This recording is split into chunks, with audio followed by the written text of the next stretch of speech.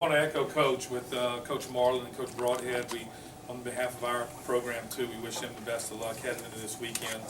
Um, we played well this week. Now we got to try to do is plow forward and realize that anything we did last week's not going to really have any bearing on this week. We had a unique situation with yesterday's game canceled, moved. Today's game's been canceled and moved. So we'll try to get a good workout today, get on the bus tomorrow, and get out of here for Little Rock and get back on the road. Coming off the Alabama weekend was a good weekend for us, learning how to play on the road. So hopefully we can take from that, get back on the road again. Now it's conference. Now it means a lot more than just a weekend series. It's a conference weekend series. So again, we'll get out of here tomorrow, get a light workout there, and get ready to go for the weekend. So open the floor for questions you might have. How much does not having weekday games hurt you, or in this case, at this stage, does it help you? I don't know. You can look at it all kind of ways. You know, the big thing about playing with a young team is that I think it's good to throw more pitchers. That's the one thing I think that kind of hurts this week is that I was going to throw more pitchers, get pitchers more time. We've got some more guys that need to throw. Connor needed to go back out. Sharp needed to go back out. We're going to throw all our bullpen again. So that kind of hurts. But it is what it is. You deal with what's in front of you. You can't control the weather. So it's not always, we tell them all the time, it's not important how you feel, it's what's important is how you act. So we have what we have in front of us, so we got to go work out today, get a good workout, get some bullpens in, and hit the road tomorrow. What did you learn about Dylan Moore coming in with the bases loaded in 2 outs? Well, you know, we always talk about this all the time. You know, anybody can get somebody's weakest hitter out. Anybody can get somebody's weakest hitter out when the game's not on the line. But can you come in and get somebody's best hitter and make the critical pitch at the critical time of the game? And that's the one thing I respect about what Dylan did is he came in and made a critical pitch at a critical time in the game with somebody's best hitter. And what I also like is that he went to the tough side of the plate. He came in and finished him with a fastball in. Most freshmen would have tried to trick him away maybe, or try to trick somebody's best hitter away, or try to trick him, you know, with something soft. But he came in and stood him up. So I like that. I'm all for that. And that's what I really respected in him, is that he came in. He made the critical pitch at a critical time in the game against somebody's best hitter. Is that something that you show the other pitchers, that you go to your strengths instead of maybe their weaknesses? Well, that, you know, our pitching philosophy it calls for that we're going to throw the wrong pitch wholeheartedly, then the right pitch half-heartedly. So they already have that in their system. But Thurm does, you know, I said that last week. Thurm just has a great grasp of our pitching system, and I think all those freshman pitchers that are pitching so good so early, I don't think it's coming from me. It's coming from Thurm. Thurm does a great job of handling pitchers, and I think when you can take that kind of young of a staff and handle it like he's handling it, I think that says a lot about Nick Thurm and his ability to catch. Coach, with obviously, as you stated, the weekday games, you'd like to be able to get some of those guys at the back end of that pen some work, but it looks like your first three out of that pen pretty much have their defined roles at this point, you know, with Lee and Dillon and Bacon. Yep. I think those guys have kind of got out in the chute and done very well for us to where we know what we're getting. We can trust them. And I also think we have other guys that will come on too. That's the nice thing about this, that I really believe will build even more depth, and that's the only downside of not playing in the middle of the week. And then next week we hit a week where we have no midweek game. So that's the only thing that I wish we could have solved, to be able to pitch some of these other guys, because I really believe we're going to be able to build some more depth and extend this thing a little bit more than we have. We just got to get back to getting some of these guys back out on the field and getting some more innings under their belt. But the first three have really been rock solid for us. Rotation for this weekend? Right now it's probably going to be Guillory Friday, Gunner's going to probably come up to Saturday, then we're going to leave TBA Sunday to give Mill an extra day or two. He came out of the game the other day with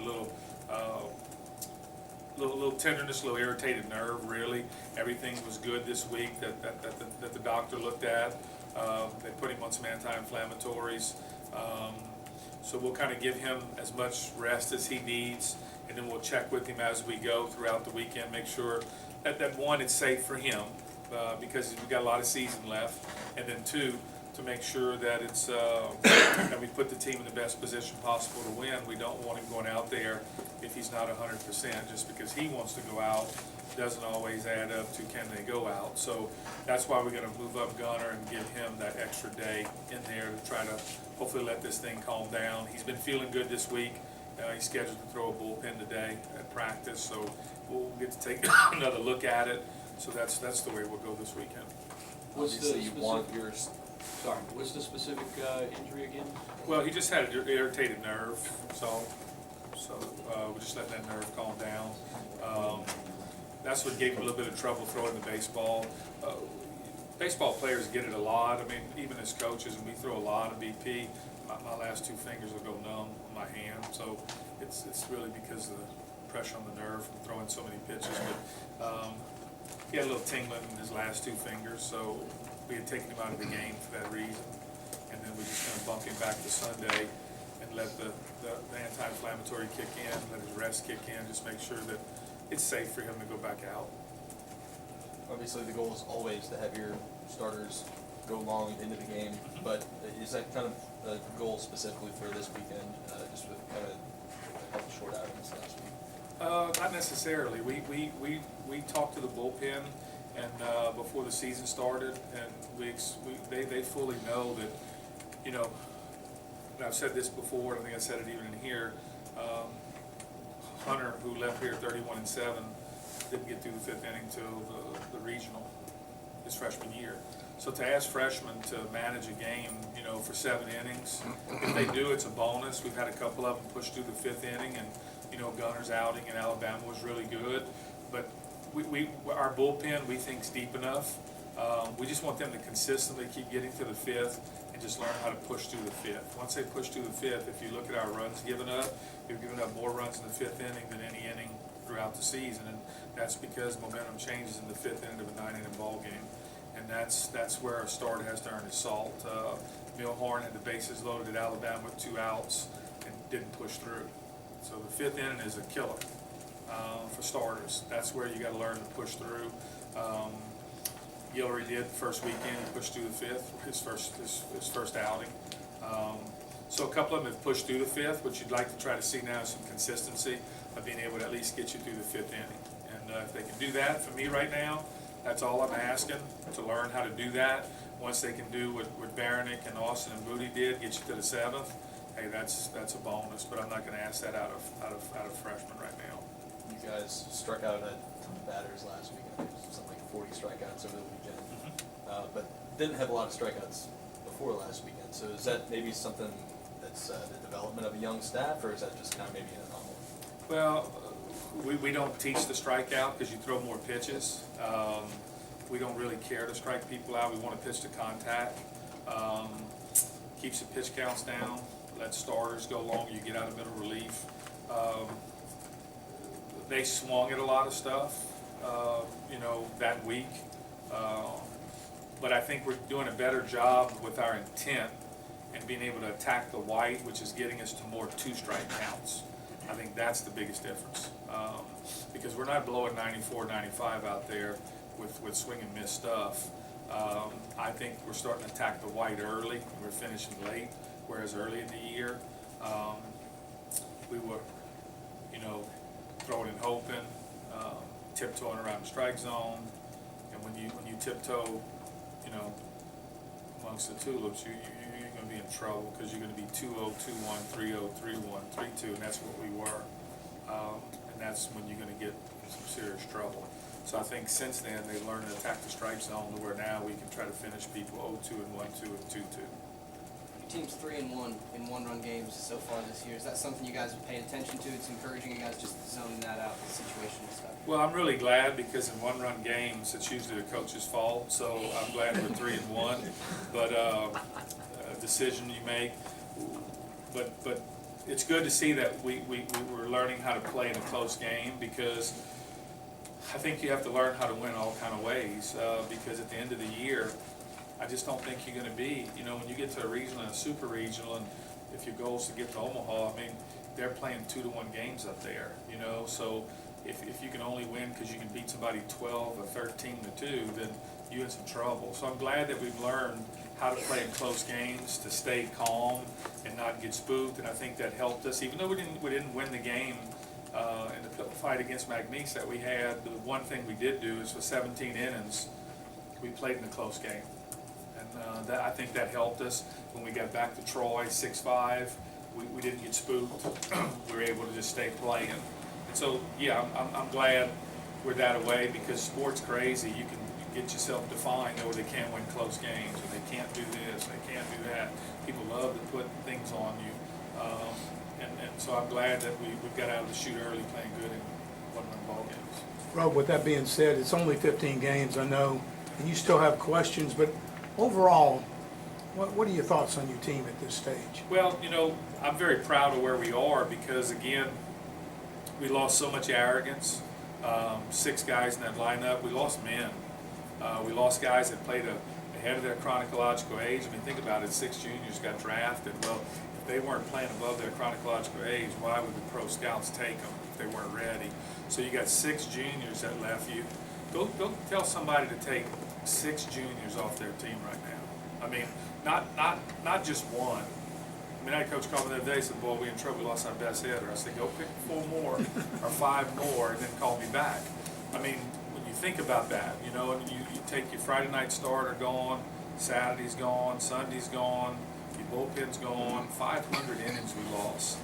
And sitting here where we're at, I think it's a great credit to those young guys that are out there, you know, that we're able to continue to keep playing, because we don't want a license or an excuse to lose, you know.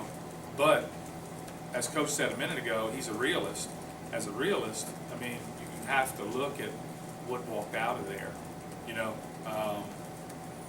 And when you talk about some of these guys might end up in advanced A this year, and they're really juniors in high school, that just tells you what we lost. You didn't lose just some guy hitting in the bottom of the order. I mean, you lost people that really could separate yourself from somebody. And what I like is that, again, Sunday we separated ourselves from somebody.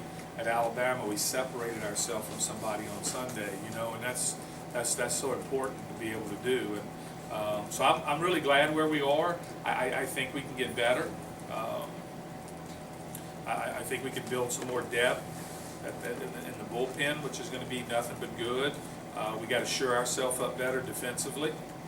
We got to, Coach alluded to it, made a base running mistake. We've got to get better running the bases.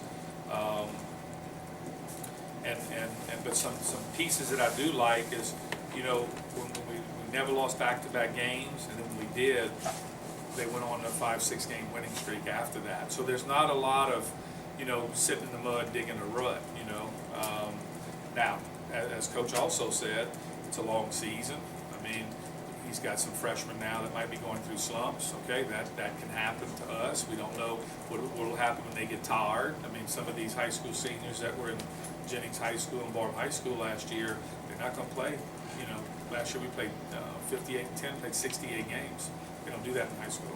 They're not getting on a bus and going all the way to Little Rock. They're coming back from Little Rock at 2 or 3 o'clock in the morning. He's got a biology test Monday morning, you know, and his girlfriend dumps him on Tuesday. So we're going to really see, as the season wears on, what's going to happen that's not happening in high school too. So it is early, but nobody gets a trophy for early. I mean, it's where you are at the end. But where I'm at right now, I'm pleased. I think we could be better than 10-5 if that's what we are. I think we could you know, have at least 2 more McNeese games. We should have took care of that and didn't. That was at home. And then somewhere else along the way, I thought we could have maybe won 1. So I think we could be 2 wins better. So it is what it is. We'll deal with this week now, you know, with no midweek games, a weekend series, no midweek games, a weekend series. So, but again, I'm pleased at where we're at, because considering what we lost. And not only the players that we lost, but you also lost 2 good coaches. I mean, you know, unequivocally, one of the best hitting coaches I've ever had here. And you lose him, a guy that's giving you hitter's mentality every day. And so, man, when you mix all that up, you know, you got a license to lose. And then what I like about this team is they're not using that license. They want to be their own team. Any more questions? Coach, just to let you know, after listening to Coach Lotief the last 2 weeks, we're a little surprised to know that you do not control the weather. Yeah, I understand that. That has not come cheap, though. Coach has a serious fee for what he did. But no, I appreciate it. I mean, again, we have a kindred spirit because we both come from the journey. We both come from, you know, being in it for the right reasons. You know, I've always said this is my belief. I think a good coach makes a boy a better baseball player, but I think a great coach makes a boy a better man. And ultimately, if you peel the layers back to our program, that's what we're about. That's what he's about the development of them, not only as a player, but as a person. Because again, you can read the Bible cover to cover. Nowhere in there does it say you can either be a baseball player or a softball player. But it's pretty clear on the kind of man or woman you need to be. And that's been my goal. And as far as for the selflessness part of this, it's never been about me and never will be about me. They gave me the opportunity to manage this baseball program. It's not mine, never will be mine. And we've done it to try to make sure that the university benefits. And I think if everybody would do that, that's how I think you grow a company. People don't buy what you do, they buy why you do it. And I really believe the season tickets we sell, the season tickets coach sells, the amount of people that goes out to the softball program, the following that we have, I think all that comes from not what we do, but why we do it. And I think that's the important thing when you run a business. And so, again, I appreciate Coach's kind words, but God's the only person that can handle glory, not man. So that's why I don't want any of it. I swear I read something about the hit and run in Genesis, no? Well, you know, Adam stole first and Eve stole second, got threw them both out, so maybe he's a catcher, I don't know. You know, he's a catcher. One more quick, with the rainouts and stuff this week, have you had much chance to look at Little Rock? I mean, new program now? Well, that question was asked the coach too about UTA, and I think that the thing you can always see about good programs, we ignore our opponent and we compete against the game. So I can't even tell you who their starting pitcher is. And I love what she said earlier when she said she just realized who they were playing. I think that's a sign of good teams, good programs. Our opponent is us. And I know it's hard for me to stand up here because as reporters you might want us to talk about our opponent, but I'd have to talk about us because that's who our opponent is. That's who we're trying to solve. We're not trying to solve Little Rock's problems, we're trying to solve ours. What Little Rock's going to do to us and UTA is going to do to them, they're going to show up and test them. That's what an opponent does. They just test you. It's a test. And so we're going to go down there and be tested. South Al tested them. And you learn a lot. It's just like when the teacher hands you the paper back. You might have a C, but you got a chance to learn now. And when you play somebody, it's a measuring stick. You get to see where you're at, and then you get to go do something about it. If you wouldn't play nobody, you'd start to think you're pretty good. And so we're going to go down there, and they're going to test us all 3 days. We'll gather a bunch of information and come back. And this weekend, we didn't beat Troy. We handled ourselves pretty good. Now we got to learn how to do is try to see if we can do it every weekend. Because our opponent travels with me. He's on my bus. He looks like me. He dresses like me. He's in my locker room. It's one kid that don't believe that you can get to Omaha. It's one player that doesn't want to follow the system or buy into the system. It's not Little Rock. We ask our players to ignore the opponent and compete against the game. And right now, we're competing against the game pretty good, but the game can be cruel, and it can turn on you. And we'll have to learn how to handle that when it comes. So far as for Little Rock, the most I know about them, they do have a new coach. I do like him, I do respect him. Not that I didn't the other coach, but it is a new coach. They do have a new philosophy. there. They lost 2 out of 3. They won the Friday night game at South, and then lost the next 2, but they played all 3 games were close, and they played good in all 3 games. And after that, that's about it. The field's gonna be different, because we're gonna throw some freshmen in a smaller field. Hopefully, you know, we don't get spooked because of the field. So we'll need to handle that, and make sure our hitters do the same thing. I try to get their nose off the barrel and try to lift the ball, because we're in a smaller ballpark. Anything else? Thanks, Coach. Thank you.